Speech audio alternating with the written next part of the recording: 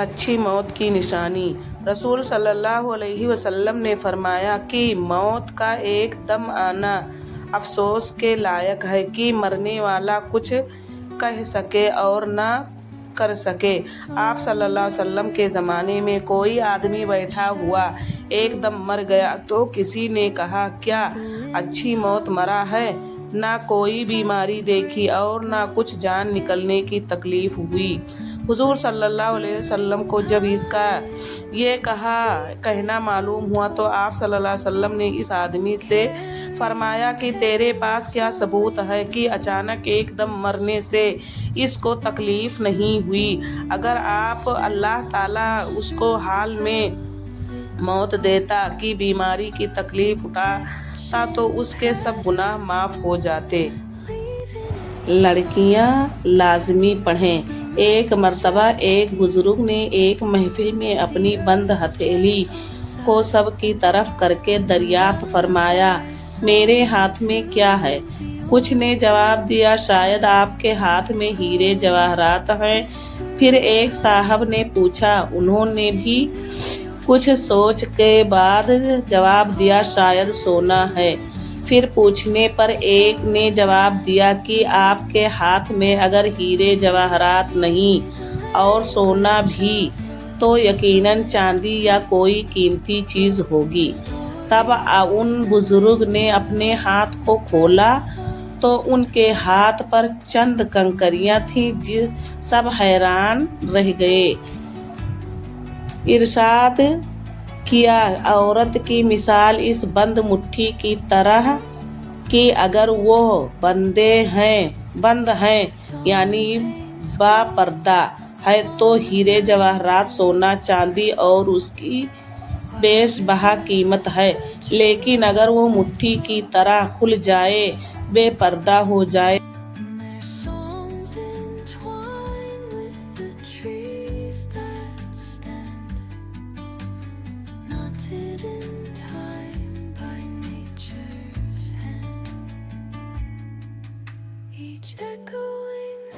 दिल को छू जाने वाली खूबसूरत तहरीर। जब आप किसी की औलाद की तकलीफ पर अपनी औलाद की तरह गम खाते हैं तो आप से औलाद का गम हटा दिया जाता है कि आप इसने अपने हिस्से का गम दूसरे की औलाद पर खा लिया है। यूँ आपके औलाद गम से निजात पा जाती हैं।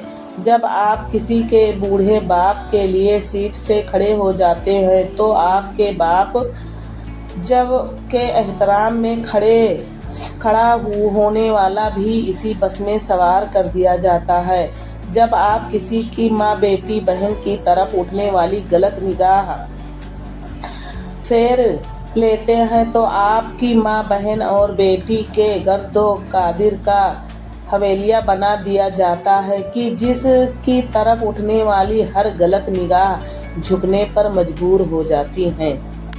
फरिश्ते भी रोने लगे। एक नौजवान सहाबी रज़ियल्लाहु ताला अन्हु पर हुजूर सल्लल्लाहु अलैहि वसल्लम का गुजर हुआ।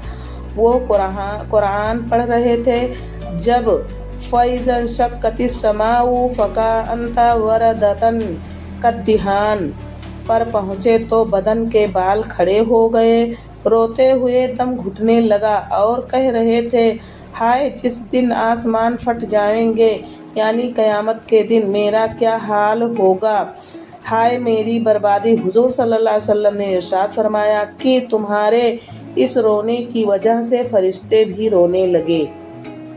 बीबी आमिना रज़ियल्लाहु ताला अन्हु फरमाती हैं कि जब आप सल्लल्लाहु अलैहि वसल्लम मेरे पेट में आए तो एक बादल का टुकड़ा आसमान पर वार हुआ। मैं जहाँ जाती वो बादल मेरे ऊपर छाँव करता। मैं जब बकरियां चराने जाती तो बकरियां मेरे पीछे चलती। जब चलती तो पत्थर मेरे पाँव के नीचे नरम रुई की तरह हो जाते और जब कुएं से पानी निकालने जाती तब पानी ऊपर चढ़ आता और आसानी से पानी भरती।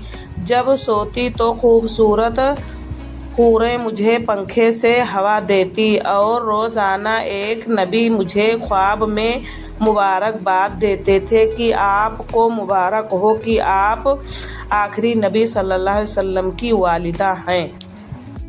ایک مرتبہ حضرت فاطمہ تندور پر روٹی لگا رہی تھی اور ساتھ میں آقا حضرت محمد صلی اللہ علیہ وسلم کھڑے دیکھ کر مسکرا رہے تھے۔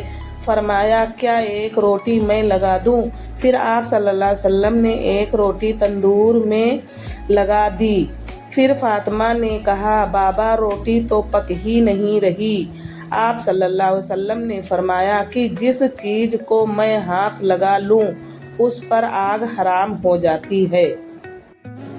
اماں عائشہ، حضرت عائشہ رضی اللہ تعالیٰ عنہ فرماتی ہیں کہ میں فخر نہیں کرتی بلکہ بطور واقعہ کہتی ہوں کہ اللہ نے دنیا میں 9 باتیں ایسی صرف مجھ کو عطا کی ہیں جو میرے سوا کسی کو نہیں ملی۔ نمبر 1، خواب میں فرشتے نے محمد صلی اللہ علیہ وسلم کے سامنے میری صورت پیش کی۔ نمبر 2، جب میں 7 برس کی تھی تو آپ محمد صلی اللہ علیہ وسلم نے مجھ سے نکاح کیا۔ نمبر 3، جب میرا سن 9 برس کا ہوا تو رخصتی ہوئی۔ نمبر 4، میرے سوا کوئی کنواری بیوی آپ محمد صلی اللہ علیہ وسلم کے خدمت میں نہ تھی۔ نمبر 5، آپ محمد صلی اللہ علیہ وسلم جب میرے بستر پر ہوتے تب بھی وہی آتی تھی۔ نمبر 6، میں آپ محمد صلی اللہ علیہ وسلم کی محبوب ترین بیوی تھی۔ نمبر 7، میری شان میں قرآن کی آیتیں اتری۔ نمبر 8، میں جبرائیل علیہ السلام کو اپنی آنکھوں سے دیکھا۔ نمبر 9، آپ محمد صلی اللہ علیہ وسلم نے میری گود میں سر رکھے ہوئے وفات پائی۔ میاں بیوی میں ہنسی مذاق۔ حضرت علی رضی اللہ تعالیٰ عنہ اور حضرت فاطمہ رضی اللہ تعالیٰ عنہ کا واقعہ۔ ایک مرتبہ حضرت علی رضی اللہ تعالیٰ عنہ سے ہنسی کے طور پر عورتوں کی مذمت میں ایک شعر حضرت فاطمہ رضی اللہ تعالیٰ عنہا کے سامنے پڑھا۔ ترجمہ، بے شک عورتیں ہمارے لیے شیطان پیدا کی گئی ہیں، ہم خدا کی شیاطین کے شر سے پناہ مانگتے ہیں۔ حضرت فاطمہ رضی اللہ تعالیٰ عنہا نے جو ابا عرض فرمایا۔ ترجمہ، بلا شبہ عورتیں پھول ہیں جو تمہارے لیے پیدا کی گئی ہیں اور تم میں سے ہر شخص پھولوں کی جانب مائل ہو جاتا ہے۔ شوہر پر بیوی کا حق۔ حضرت معاویہ قشیری رضی اللہ عنہ نے عرض کیا، اے اللہ کے رسول، ہماری بیویوں کا ہم پر کیا حق ہے؟ رسول صلی اللہ علیہ وسلم نے فرمایا، جب تم کھاؤ تو اسے بھی کھلاؤ، جب تم پہنو تو اسے بھی پہناؤ، اس کے چہرے پر مت مارو، نہ اسے بدصورت کہو اور اس سے گھر کے علاوہ کہیں علیحدگی اختیار نہ کرو۔ عورت کے لیے گھر کو جنت بنانے والی 8 باتیں۔ شوہر جو بھی کہے اس کے بات پر مکمل اعتماد مظاہرہ کرے۔ اگر میاں بیوی چاہے تو ایک دوسرے کے دوست بن کر رہ سکتے ہیں۔ نمبر 2، شوہر کی گھر واپسی پر استقبال کریں۔ نمبر 3، شوہر کو ماں باپ سے دور نہ کریں۔ نمبر 4، شوہر کی کمانی کو نصیب سمجھ کر قبول کریں۔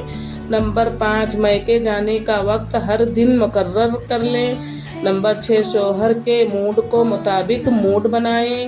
نمبر 7، اپنے مسائل میکے میں بیان نہ کریں۔ نمبر 8، دوسروں سے اپنا موازنہ ہرگز نہ کریں۔ 11 گنہگار عورتیں۔ نمبر 1، بے پردہ۔ نمبر 2، تیز زبان والی۔ نمبر 3، ہر وقت موت مانگنے والی۔ نمبر 4، دین کا مذاق اڑانے والی۔ نمبر 5، چغل خور۔ نمبر 6، شوہر کی نافرمان۔ نمبر 7، احسان جتانے والی۔ نمبر 8، غیبت کرنے والی۔ نمبر 9، بال کھول کر چلنے والی۔